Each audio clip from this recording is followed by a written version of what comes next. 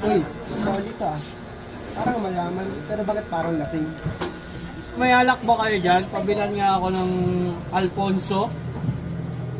Ayoko ng mga pipitsuging alak ha. Gusto ko yung mga branded. Tulad ng Puntador, Alfonso. Basta yung mga mamahalin. Sir, meron po dito. Ano pa bang gusto mo?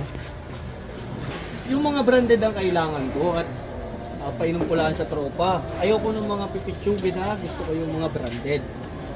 Ano ba meron dyan? Meron po kami ditong Alfonso, Contador.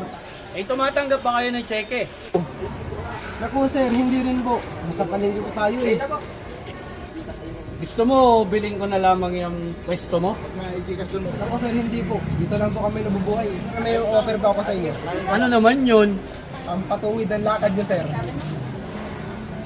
Sige na, sige na. Magkano ba itong pwesto mo?